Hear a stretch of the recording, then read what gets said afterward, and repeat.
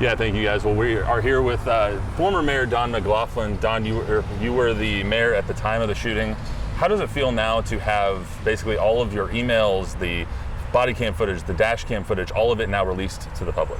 Well, I mean, from day one, from the right after this, I said everybody, every agency, every group that was there needed to lay their cards on the table.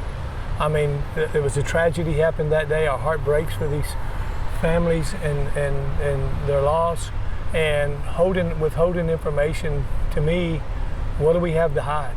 We need to lay it all on the table and lay our cards, and if we have lumps to take, we need to take those lumps. Now that all the information is out there, including I think thousands of your emails and whatnot, do you think that it helps provide some transparency as to what happened that day? Well, I mean, I was under the impression that the city had released most of their information early on in June. In that June after the shooting, I know we released all the body cams in and that. So I don't know that they're going to find anything in my emails that's going to be enlightening to them. But I mean, I hope there's information there that can help give some of these families some peace. I mean, there's other agencies still withholding information, which I don't understand why. 2 years, 4 months later, and we're still withholding information. In my opinion, that's ridiculous.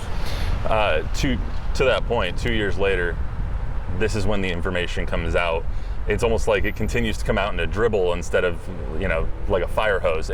Should these other organizations like DPS and the county reveal their cards, show their cards, reveal all this information so we know exactly what happened that day?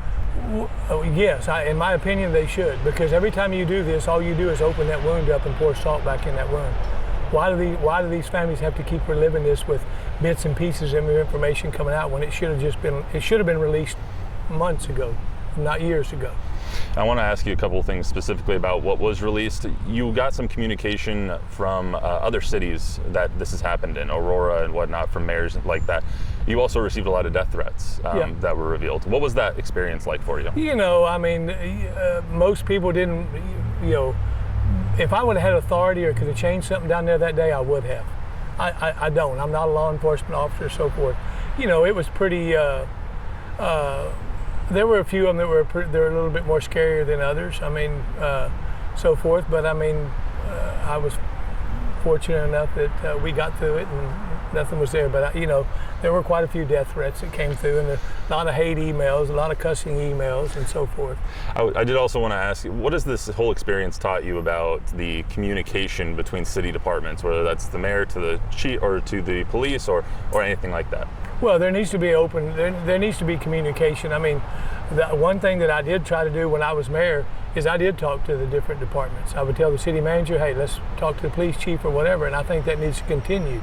I mean, we're not involved in the day-to-day law enforcement or the policing of the deal, but still we need to be kept apprised of what they're doing and what's going on, and vice versa. If we know something that they need to know or change, then they need to know.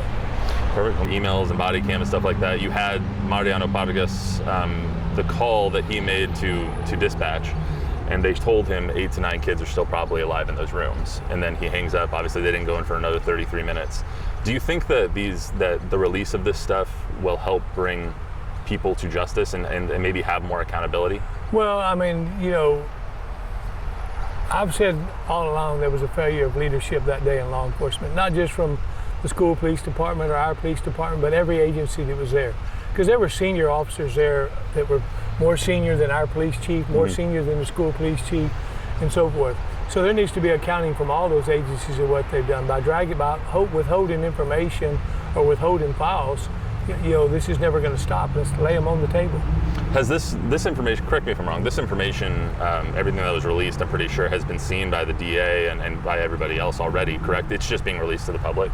Yes, as far as I know. I mean, I thought this had been released a while back. Gotcha. I mean, there may be things that I'm not aware of that I'm not in the loop anymore. Right, obviously, you're not the mayor anymore, but